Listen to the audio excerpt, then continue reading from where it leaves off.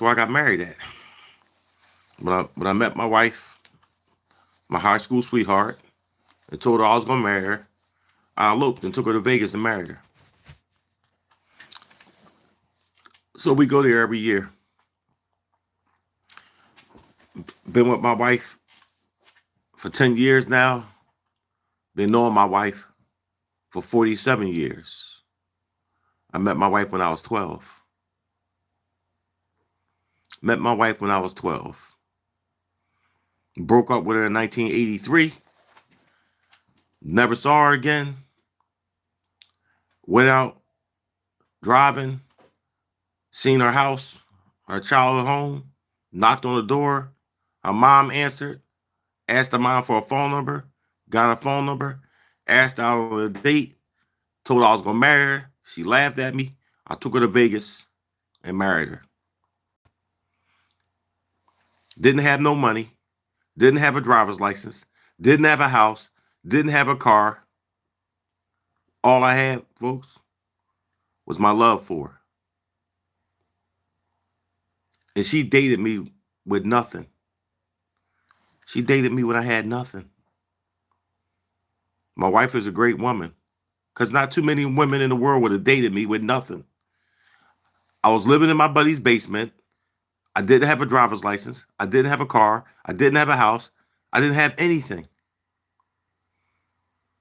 How many women would have dated me with nothing? Couldn't even take you to the movies. What we gonna do? Uber to the movies? Uber wasn't even out back then. What we gonna do?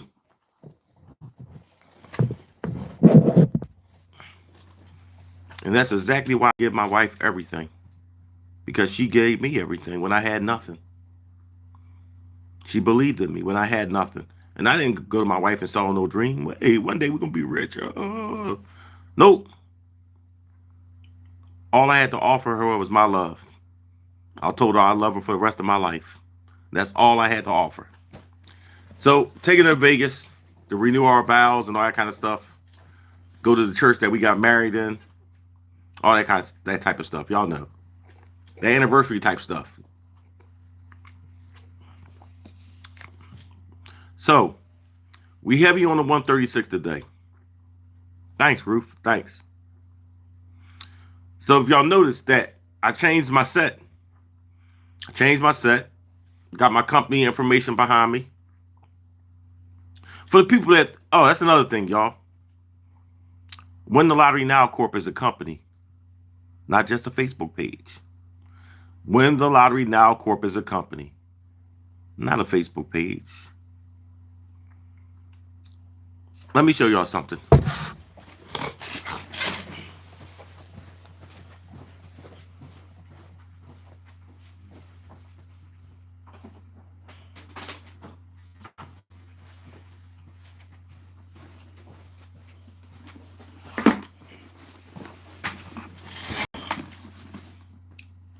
Win the Lottery Now Corp. It's been a company for 12 years. I've been a company for 12 years, y'all.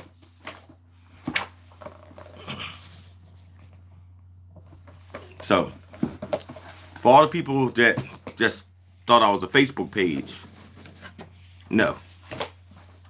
I've been a corporation for 12 years. So, now, moving right along, folks. Front bear. Let me finish getting my coffee, y'all. I'm still tired. Just went to bed. What time I go to bed? About 3 o'clock. Front pair, back pair, y'all. That 136, y'all. Here's another way to make money. Play the front pair, the 136, and the back pair. So you're playing the 1-3 and the 3-6. The 1-3 and the 3-6. Also, for the young lady that asked me about the pick 4 numbers, since I know that the 1-3 is going to come out 1-3-6-0, 1-3-6-1, 1-3-6-2, 1-3-6-3, 1364, 1365, 1366, 1367, 1368, 1369. All states. All states today, y'all. And all I mean when I say all states is wherever you live at, y'all, to give yourself an opportunity. Wherever you live at, it's better than guessing. Better than guessing, okay? Wherever you live at. Now, as far as helping people, I read a post where the gentleman says that I don't help people. I don't give away free numbers. I've been giving away free numbers for 12 years. I've been helping people for 12 years. And here's the thing, folks. Here's the thing. True kindness and generosity comes from the heart. I don't get on here and boast and brag about the people I help. Why? Because when you're helping people from the heart and you're doing it out of the kindness and generosity, you don't brag about it. That's not the reason I'm helping you to get on Facebook and brag. I'm helping you because you needed help. I'm helping you because you needed help. Lady house burned down.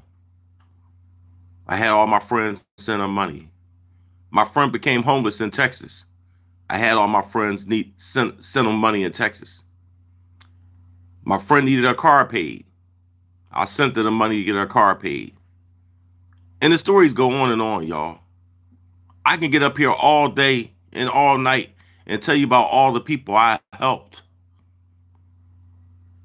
All the people that called me for help. But that's not what I'm here for. That's not what I'm here for. When God, let me say this. When God changed my life, he gave me a direction. He gave me a purpose.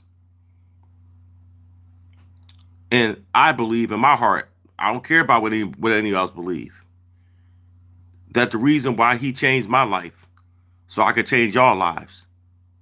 That's what I believe. When I was homeless, when I was sitting in my garage, when I was eating $2 hoagies, when I was washing up at the recreation center, when I was walking up and down Broad Street, screaming to the top of my lungs that I have a way to win the lottery, that was God. When people was teasing me because I fell on hard times, I stayed strong. When my barber told me I should kill myself because my life is over with, God kept me strong.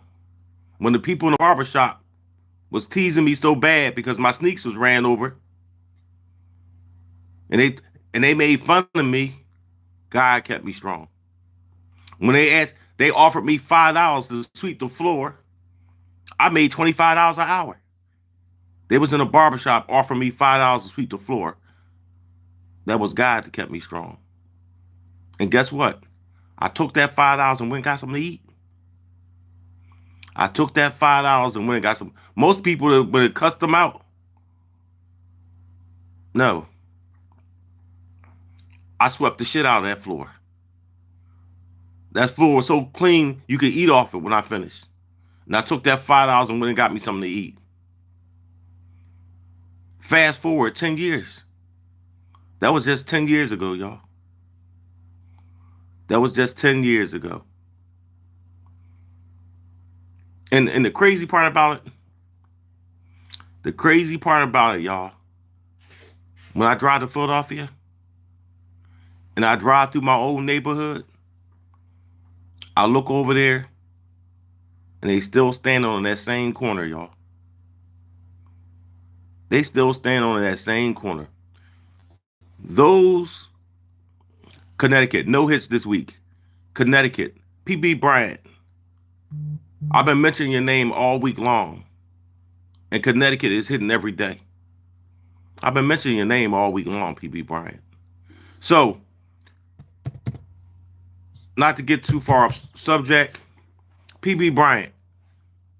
The first thing I teach people is to follow instructions. I asked everyone to play the purple box with the fireball. Connecticut, 376 last night, PB Bryant. Connecticut, 376 last night, PB Bryant. Wednesday, 246, Connecticut. Tuesday, 456, Connecticut. Sunday, 123, Connecticut. So PB Bryant, make sure you're playing the purple box. Make sure you're using all the numbers.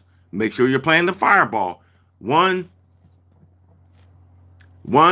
2, 3, 4, 5, 6. 6 hits in Connecticut out of 12 drawings, PB Bryant. So, you forgot the wild ball. Yep. And Wednesday it hit also. 246. Play the wild ball.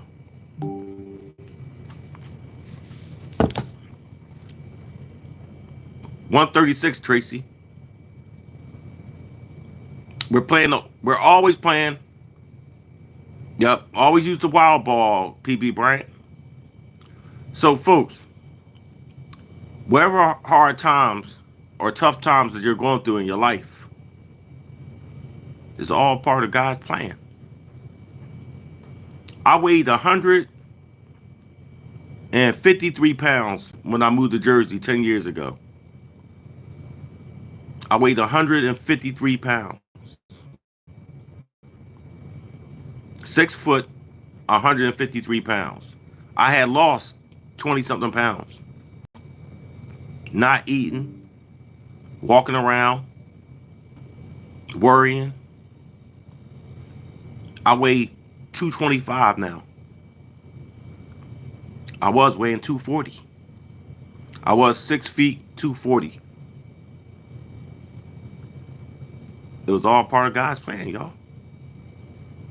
And I know y'all don't like to hear about God and gambling, but we all know God controls everything. We all know this. God controls everything, even our gambling. Little do y'all know, God controls everything. It's all part of his plan, as far as I'm concerned. As far as I'm concerned. You know, you may have a different outlook, you may have a different opinion, but as far as I'm concerned, everything that happens in life is because of God. As far as I'm concerned, you may believe something totally different. Hey, that's cool with me. But as far as I'm concerned, it's all part of God's plan. That's what I believe. That's what I believe. I don't know what you believe. Everyone's entitled to believe what they want to believe. But I know one thing. When I was living in that garage and I opened up that Bible, everything changed for me. When I was living in that garage and opened up the Bible and started reading, everything changed for me. Yep, everything changed. I have never read 10 pages in the Bible a day in my life. I never even read 5 pages in the Bible. Never. But when I opened up that Bible, everything changed. And it's amazing, y'all. It's just totally amazing. I was sitting in that garage with nothing but my papers, 5 pair of pants, 3 shirts, 6 pair of drawers, some sneaks, a pair of shoes, that Bible, my little computer, which I'll never forget, my little computer, and I just knew that this wasn't meant to be my life. I just knew this wasn't meant to be my life. How could this be my life? At one time, I had a nice car, a nice house. I had another little home down the shore. I had a good job. Now I'm living outside in a garage. It had to have a greater purpose. It had to be a greater purpose. And here's what I believe. That God tore me down to build me up, to make me a better person and give me a better sense of direction, a greater purpose. And I don't mention his name often, but I want to mention Fred's name. Fred is the guy who got me the job at Kentuck. Fred is the guy who got me the job at Kentuck. I had a way to win the lottery every day. I just ain't had no money. And the crazy part about this story, y'all, all this stuff happened to me after ABC News shot my story. So imagine this. ABC News, WPVI Channel 6 in Philadelphia, Pennsylvania, comes out to your neighborhood and shoot a big lottery story about your lottery invention. And within 3 months, you homeless. Within 3 months, you're homeless. So how did I go from working, car, house, everything, to living outside within 3 months? Ex-wife says she ain't love me no more. Get out. Went to go visit my parents Christmas time. I'll never forget it. Went to go visit my parents Christmas time, y'all. Came back to my house. All the locks on the doors changed. All my belongings outside. People had stole everything. I'm sitting there looking at my sister who passed away on my birthday. My sister died on my birthday last year.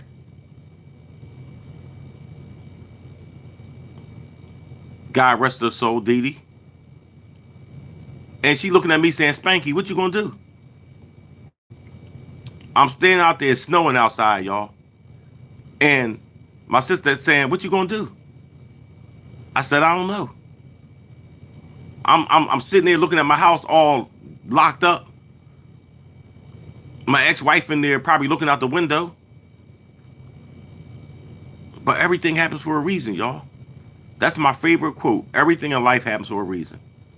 So I went and stayed with my sister, y'all. And the funny thing about my sister, she had a lot of quirky ways, y'all. Quirky ways. So I had to go to bed at 7 o'clock, y'all. I had to go to bed at 7 o'clock at night like a little kid. I got up 5 o'clock in the morning. When she got up to go to work, she had to be to work by 7.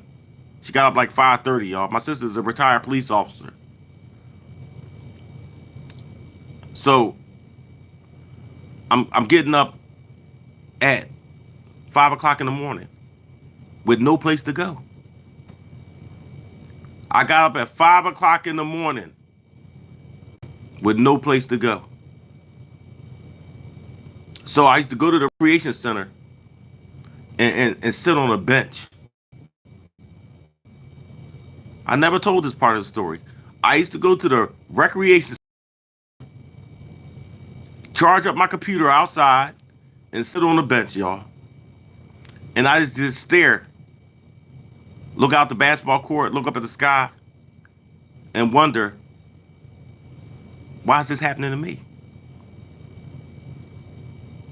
Why is this happening to me? My buddy used to open up the barbershop at 7 o'clock to let me come stay in there.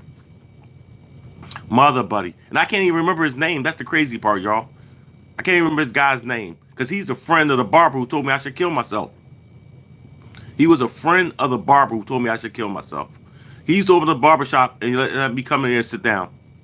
Then I used to go to the recreation center, the same recreation center I rented for the company I used to work for. I used to rent the recreation center so the guys at the company I worked for could play basketball. And the maintenance man remembered me, and he let me come in there and wash up. I used to go in there and wash up and take showers. Maintenance man never asked me, damn, dude, how come you look like you on crack now? What's wrong? What happened to you? How come you lost 40 pounds? 20 pounds. What's wrong with you? Why are you all skinny and dirty now? Maintenance man never asked me this. He has told me I could use the bathroom and showers.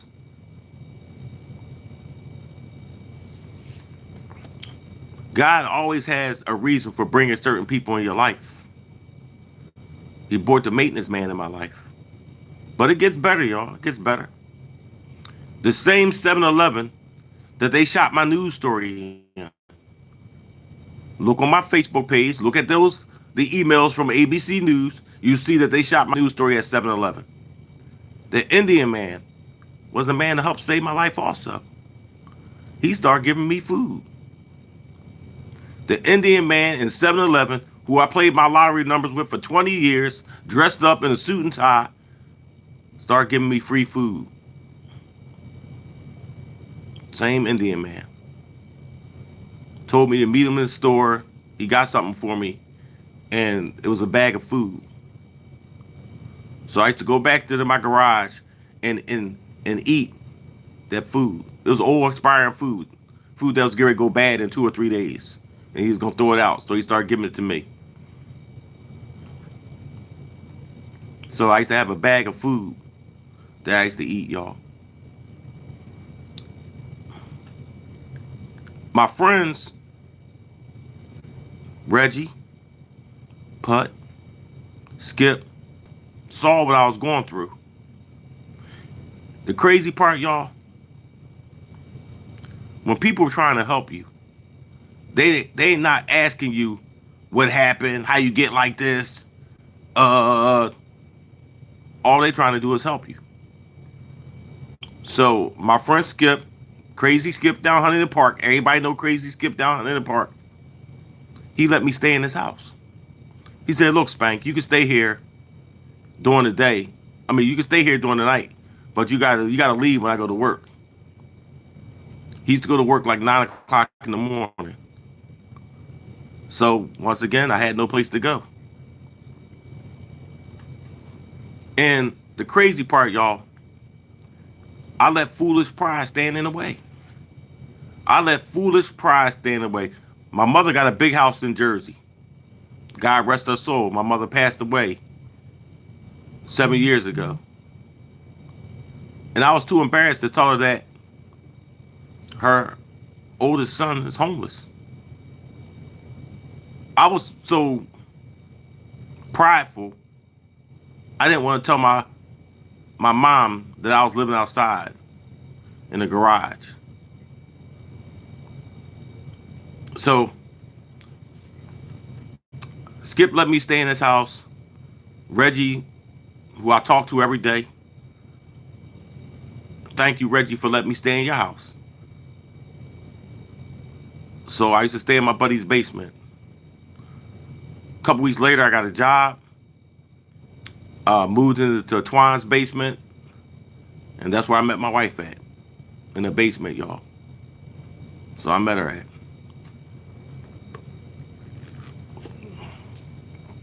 So, whatever struggles y'all going through, it has a purpose, y'all. That's the moral of my story. Whatever struggles y'all going through, it has a purpose. Yep. Fast forward 10 years. I've helped people all around the world who's going through the same struggles. So in 10 years, I went from living outside to helping people all around the world. And I don't do this to become famous. I don't do this to become the GOAT. I don't do this because to receive any type of recognition. I do this because people need help. Just like I needed help. People always say to me, Art, if I was you, I would have kept this to myself. I would never told nobody. I would just kept winning that money by myself. Just because you have a selfish heart. And there's no place in heaven for people with a selfish heart. I don't have a selfish heart. My mother never taught me to be selfish. Never. I was born in the 60s. 1964, y'all. We weren't raised like that. My mother's from Greensboro, North Carolina. My father's from South Carolina, Goldsboro, I believe. We weren't raised like that. Me and my brothers and sisters wasn't raised like that. So for all the people out there struggling, even if you don't join my private club, just follow me. Even if you don't join my private club, $15 a month, and I show you how to win the lottery, hit the lottery every day for the rest of your life. Every day for the rest of your life. For $15. So, the crazy part, y'all, when I started dating my wife when I was 16, 17, something like that. 16. I used to walk with my wife every day to the store to play the lottery. She was 16, I was 16, she was 14. Fast forward 40, how old am I now? I'll be 59. Fast forward 33 years later, the lottery is still part of our life. And the crazy part, we did not like going to the store playing the lottery when I was 16. She didn't like going because General Hospital just went off. We either had to go to the store as soon as General Hospital go off and walk to the store and play the lottery every single day, y'all. Rain, sleep, snow, every single day her mom played the lottery. So imagine this, you're 14 years old and every day at 4 o'clock you gotta go to the store and play the lottery. Every single day, y'all. Her mom took no days off. 365 days a year, her mom played the lottery. Rain, sleet, snow, tornado, hurricane, typhoon, you still got to go to the store. And that was me back then because I used to walk her.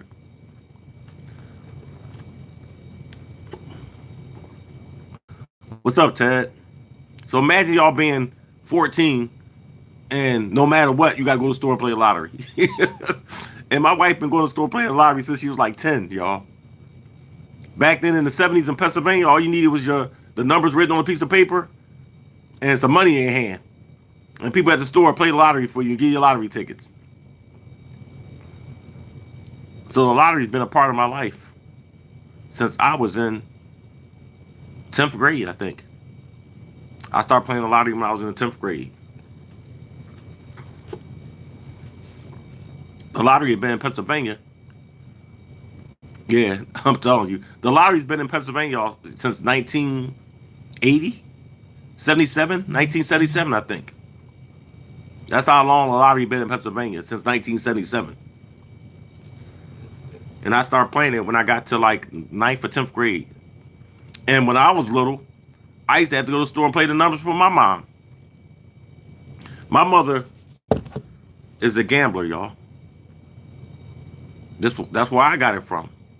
Here's the crazy part, y'all. When I was 6 or 7 years old, I learned how to play cards.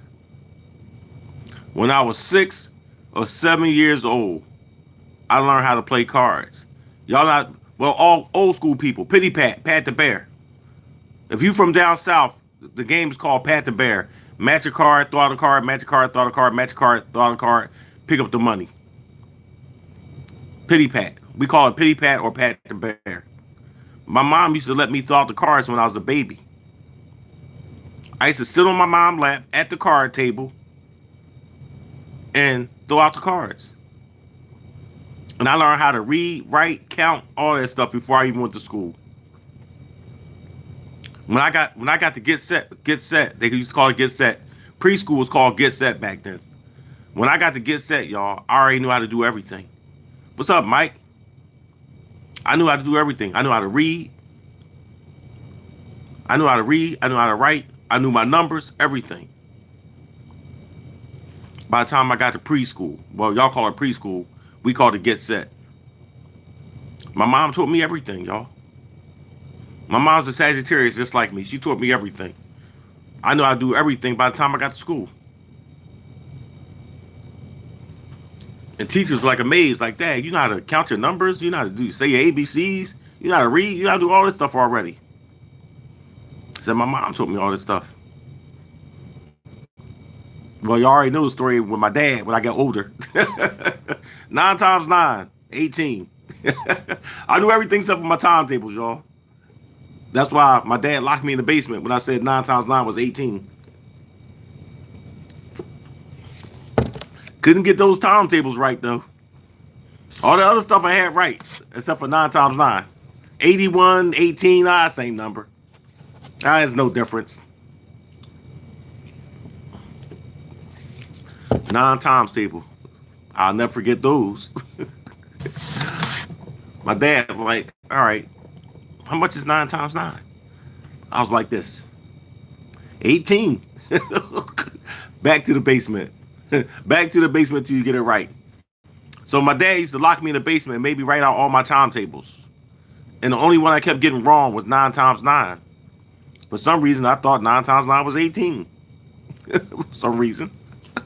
The 81, the 18, same numbers. And I couldn't go outside and play until I got it right. Couldn't go outside and play until I got it right. So I heard all the kids outside playing. Yeah. Yeah, I know. And I'm looking through the basement door like I'm in prison. And all the kids outside playing, and I'm in there like a prisoner behind bars. And we had bars on our basement door. Yeah, so, yeah, I know I had the numbers switched around because I was crazy. I had the numbers switched around. But the crazy part, that was the only one I had problems with. That's the only one I kept getting wrong. Everything else I had down pat. But that 9, and it's funny, 9 is my favorite number. 3, 7, and 9, 3, 6, and 9, 3, 7, and 6 is my favorite numbers. I won a lot of money off those numbers, y'all. 376, 379, 369.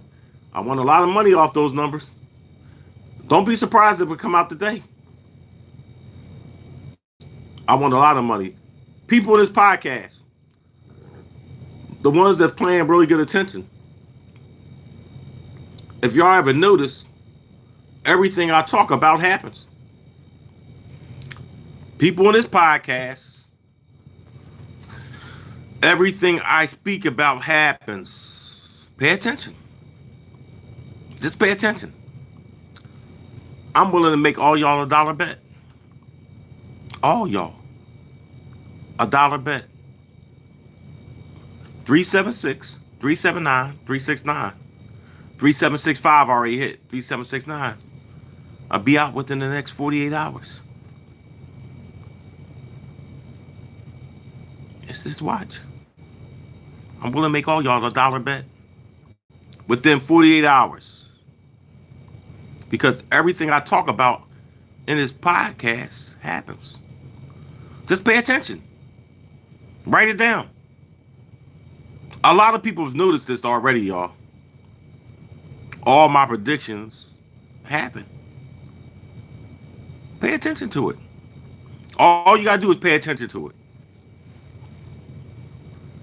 It's like, all right, you notice that everything you talk about happens?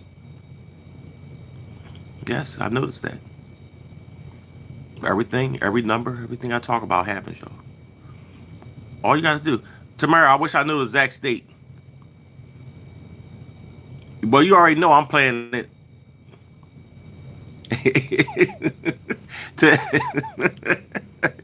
Hey, Ted. The funny part about that, about dyslexia, right? Back then, back in the 60s and 70s, y'all, they didn't do a lot of research, as Ted was saying, on kids with learning disabilities, right? And I may have like a little learning disability. Might have been a little crazy. So they just put me in a trailer with the rest of the crazy kids. My classroom was a trailer with all the other crazy kids. All because I had a speech impediment. All because I had a speech impediment. Y'all stuttered real bad. And back then they figured if you couldn't talk, you was crazy. And they just put all the crazy people in one class. So they put me in a trailer. Y'all know about the trailer kids. All y'all do. Some of y'all was trailer kids. They just put me in there, y'all. I told y'all I had one teacher all day long. The teacher was my English teacher. What do you call it? English, social studies, science, math, gym. I had one teacher for everything, y'all. Back in the 70s, they put you in that trailer and left you there. You got lunch in the trailer. Then they put you in the schoolyard. They let you out of the schoolyard and play with all the other kids gone. Y'all know I'm talking about the crazy kids. You had the whole schoolyard to yourself. The crazy kids had to play by themselves. They couldn't been with the regular kids. Y'all know what I'm talking about.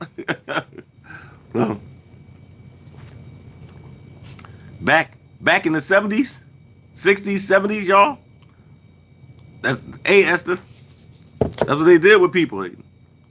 Just like they put you in a closet. When you was bad in the classroom back then, they put you in a coat closet. Y'all remember? Back in the 70s, when you was bad in the classroom, the teachers stuck your head in the corner and put the dunce hat on your head. They put a dunce hat on your head. You know how cruel that is, y'all? Putting a dunce hat on your head. And then they put you in a coat closet and close the door and put you in the dark. That's what they used to do in the classroom, y'all. Lock you in the closet in the dark. Like torture. Then they put a dunce hat on top of your head and so everybody can laugh at you. Explain to me how that's helping you. It was the effort room. Explain to me how that's helping you by embarrassing you in front of everybody. Explain to me how locking me in the coat closet in the dark was helping me. Explain this to me, teachers from the 70s. Yep. Oh, we don't want to get about that. That's crazy. That's the other thing crazy, y'all. When I was in school, the teachers could beat you. They could beat you, smack you, hit you, beat you on your butt with their hand, smack you, beat you with rulers. Tell me how you gonna make me learn by beating me. Someone explain to me how I'm gonna learn better if you beat me with a ruler. What lesson are you teaching me by beating me with a ruler? Someone explain this to me. What lesson am I learning? If you beat me in front of the classroom with a ruler with rubber bands around it, what lesson am I learning? I'm gonna go home with whip marks on my butt, but what lesson am I learning? If you beat me with a yardstick, remember y'all? The yardstick? Beat you with the ruler? How is that making me learn anything, y'all? It made me fear you. That's all I learned. I remember. I'm trying to remember my 6th grade teacher that everybody was scared of. I'm trying to remember his name. That's the guy that used to beat everybody. He was like the disciplinarian in my school. Beat all the kids. And as a teacher, how do you feel? How do you feel? I remember the teacher slapped my sister, and my sister went home with a slap mark on her face. She had like a whelp. And my mom went crazy, y'all. My mom went crazy. My mom went up to that school on some Rambo type shit. Crazy. My sister came home with a slap mark on her face. My mom went up there ablaze. It was crazy back then, y'all. It was crazy getting beat in school. Can y'all imagine if that was happening now? Can you imagine if your kids come home talking about the teacher beat me with a ruler in front of the whole class?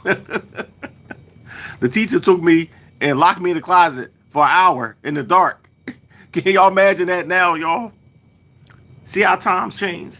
See how crazy it was back then? 60s and the 70s, it was crazy.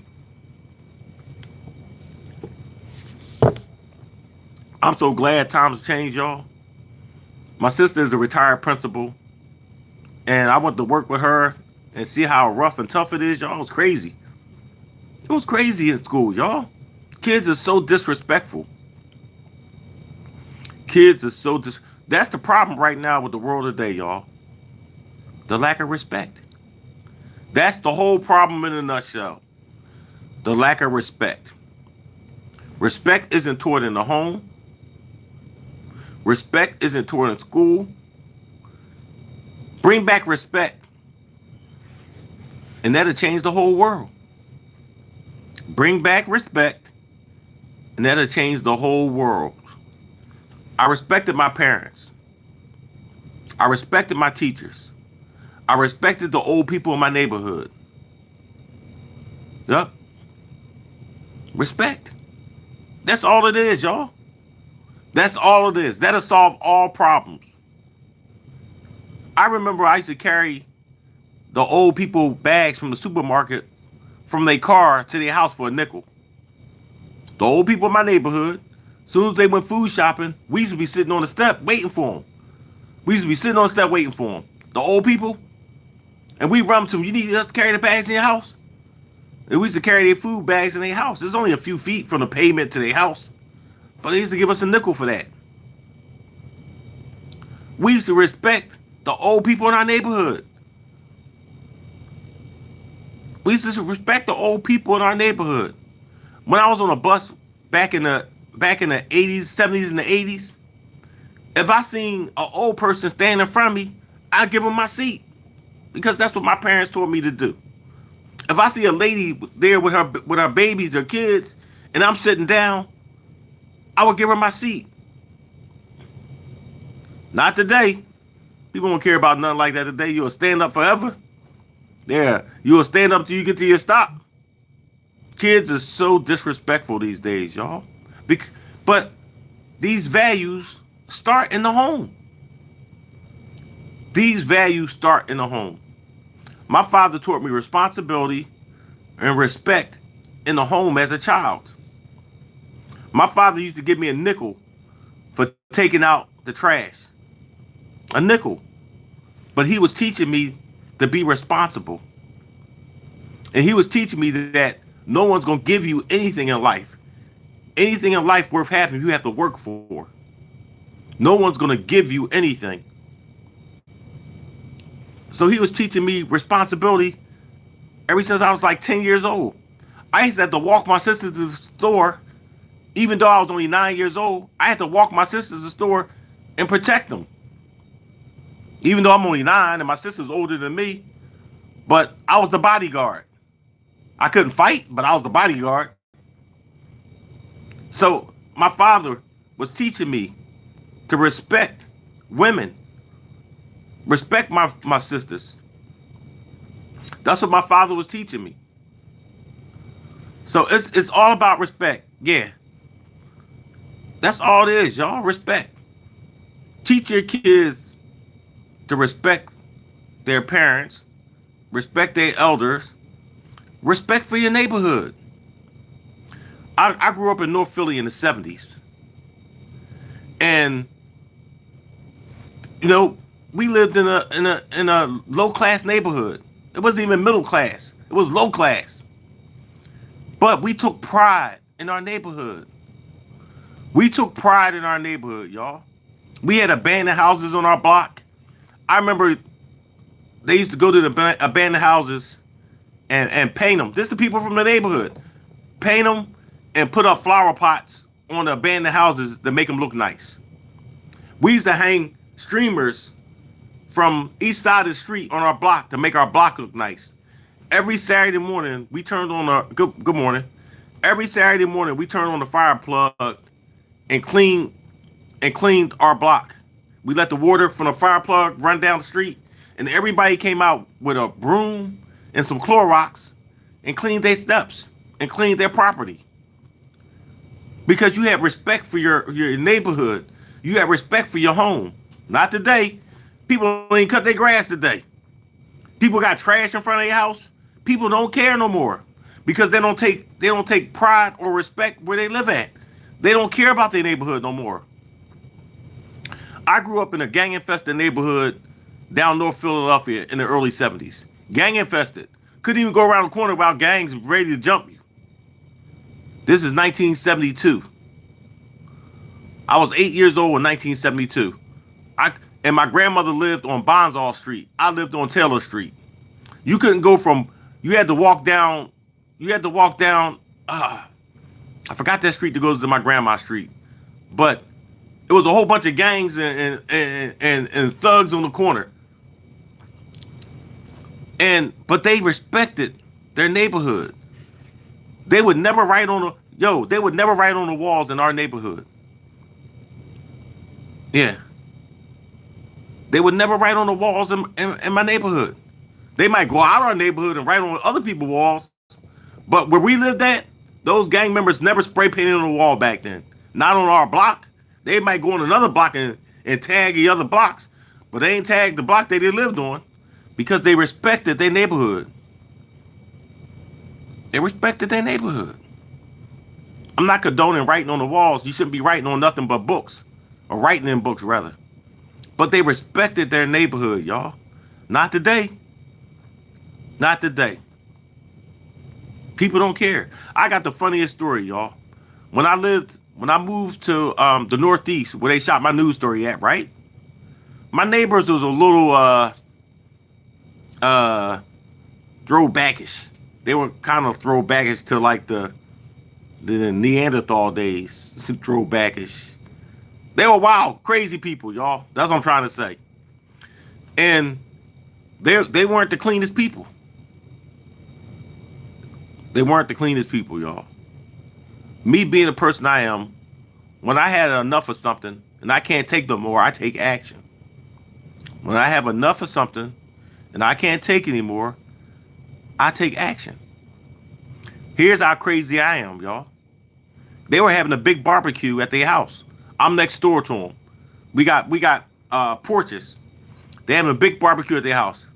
They eating chicken, but they taking the chicken bones and throwing them right on the ground. They're eating chicken and they taking chicken bones and throwing them on the front of their grass. I'm sitting there looking at these people like, I don't believe y'all throwing chicken bones on the ground right in front of me. I don't believe this. Know what I did? Right in front of the whole party, barbecue, I went and got a rake, a broom, and a shovel. And I went in front of them and I raked all the chicken bones out their grass right in front of them. I walked up their grass with a rake and raked the chicken bones, swept everything up right in front of them, and went back in the house. Didn't open my mouth, didn't say nothing to nobody. And they looked at me like I was crazy. So imagine y'all having a big party, but y'all throwing chicken bones on the front lawn. And the guy just walk out there with a rake, a shovel, and a broom in front of everybody and just start cleaning your property right in front of you while y'all having a party. And he don't open his mouth. That's what I did, y'all. Right in front of the whole party. Just looked at him and kept on sweeping and cleaning. And they looked at me like I was out of my damn mind. But I had enough. You don't ignore ignorance. You don't ignore ignorance. You do something about it. And that was ignorant of them to throw all them chicken bones on the ground out front. So I cleaned up right in front of them. Since they ain't how to clean up, I did it for them. Solve that problem. And them damn chicken bones in front of my house. That was crazy.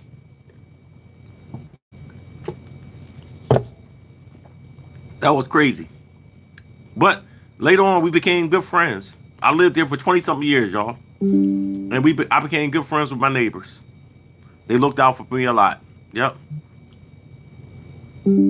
So all I'm saying, y'all, the moral of this story is make sure y'all teach y'all kids respect and accountability.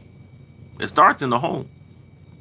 I always say if you see some ignorant kids, they got some ignorant parents. I always say, because the apple don't fall far from the tree, they learned this ignorance from their parents.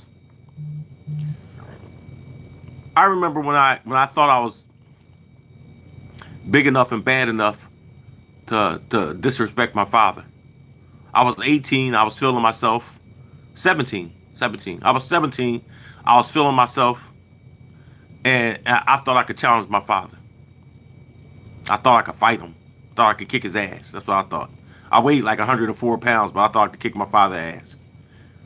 You know what my dad did for me? He could have beat the shit out of me. He called the cops. My dad called the cops on me when I was 18. The cops came to my house, told me I had to leave because my father didn't want me in his house anymore. Cops came to my house and took me out. And for probably the next 20-something years, I never stepped foot back in that house again. For the next 20-something years, I never stepped foot back in the house again. I grew up at 1931 69th Avenue, 69th and Ogans. They call it Uptown. I never stepped foot back in that house. My father had a stroke and was suffering from dementia. My father abandoned me when I was in the 6th grade. He abandoned me when I was in the 6th grade. My father ain't do nothing for me from the time 6th grade to the time I got to 12th grade. Nothing. Not a thing. Put a lock on the refrigerator. That's all he did, put a lock on the refrigerator so I couldn't eat.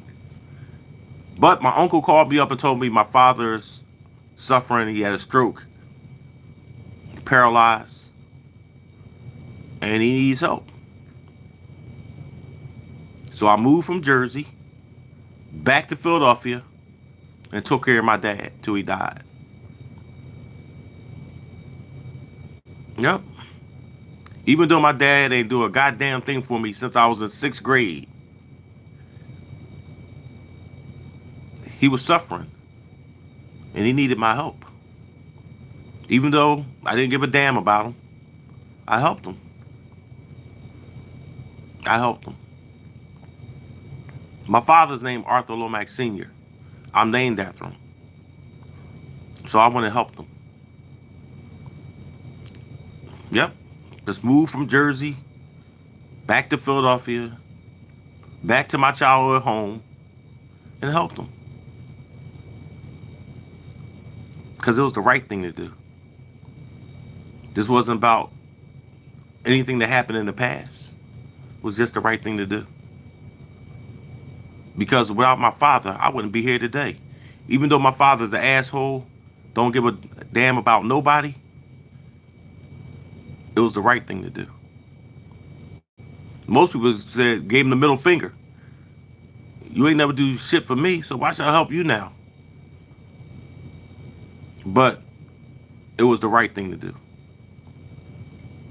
Yeah. So, folks, we planned that. I gave y'all the pick fours, the 136. Let me put them out there again, y'all. 136, 360 through all the numbers 1369, 1369, all states. All states. Whoops. And 376, 379, 369, 3765. Whoops, 65. 3769 will hit in the next 48 hours. 40. I'm so used to writing 49ers. There's a 49, man. 48 hours. Let's see if I'm right. Uh,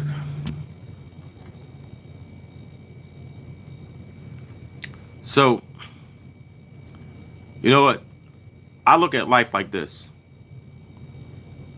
There's good people in the world. There's bad people in the world. You just gotta decide which one you want to be. There's good people in the world, then there's bad people in the world. You just gotta decide which one you want to be.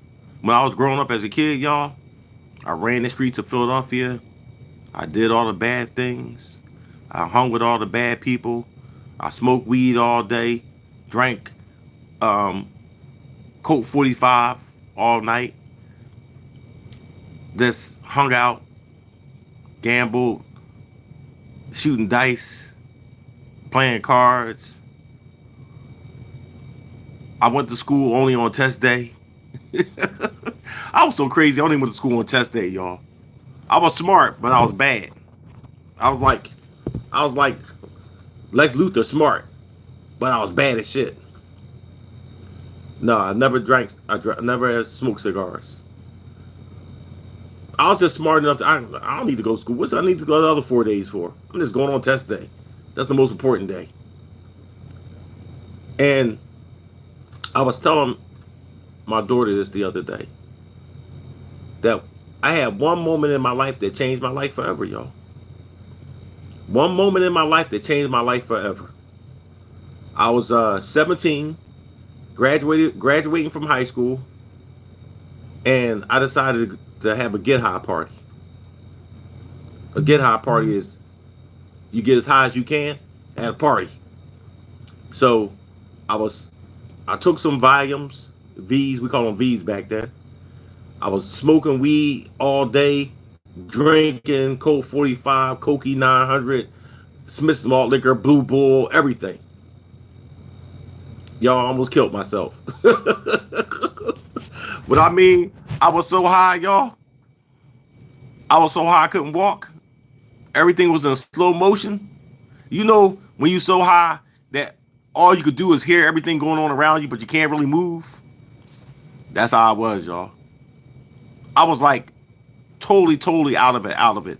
My friends took me and put me in the fire plug because they was trying to wake me up out of my highness. They dropped me in the dirt. I was rolling around. I couldn't get up off the ground, so I'm rolling around in the dirt, y'all. My friends took me to my cousin's house where I grew up at and left me on the step like a dead body. My head was so heavy because I was so high, I could barely get up off the step. I crawled up the steps, y'all. Crawled into my cousin's house. Crawled upstairs to the second floor and laid on the floor in a hot-ass room in the summertime. It was like 90 degrees in there. You know, in the back in the day when you ain't got no air conditioner because you poor, you only got a fan. Fan don't do nothing but blowing by hot-ass air in the room. I was in the room. I ain't turn on the fan because I tried to turn on the fan, but I was so high, I just fell on the ground and shit. So I laid on the ground like a dead body like that.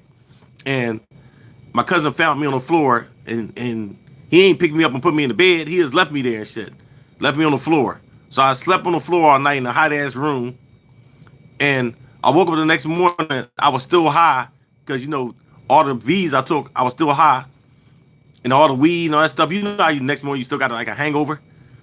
So I went downstairs and I ate some yogurt.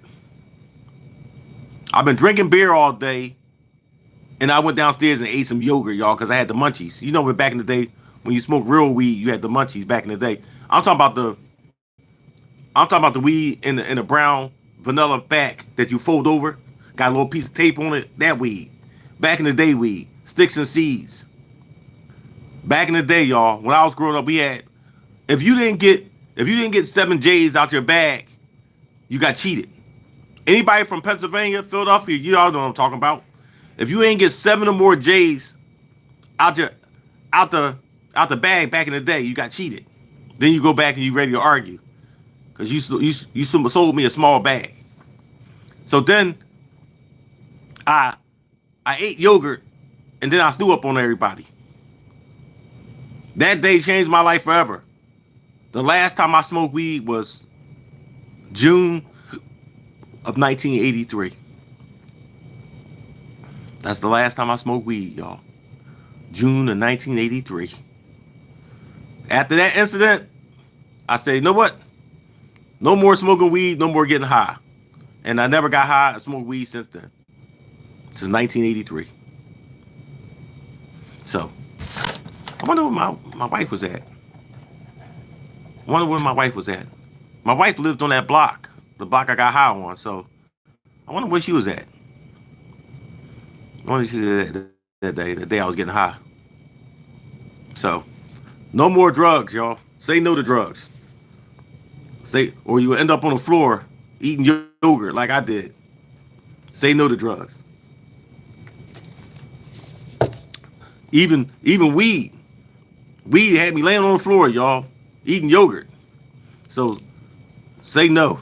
He was 1 year old back then. Thanks for making me feel old. A lady asked me the other day, say, Art, you sit there and tell me that you be 60 years old next year? Lady just asked me this. I said, yeah. Art, how come you don't look 60? I said, I don't know why I don't look 60. My parents?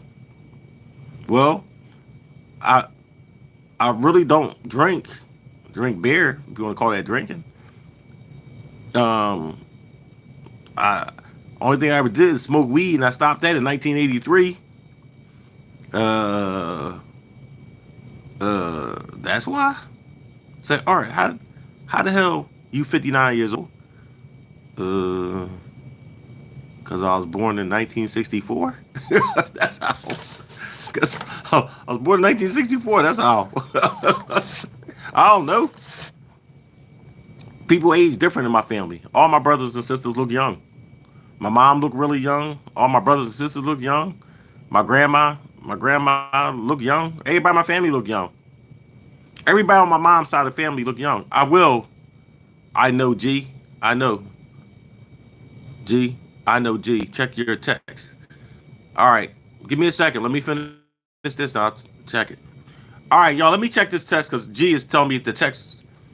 To check something. So God bless all y'all. Anybody got any questions about anything? Hey, Mike, y'all give me a call. Y'all got my phone number. Here's my number again, y'all. Anybody tired of being broke? Anybody tired of losing? Tired of being hungry? Tired of not eating lunch at work? Tired of not being able to pay your bills? Give me a call.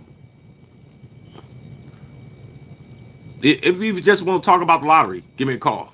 All right, y'all, let me go. I got to read this text. Oh, Sag, yeah.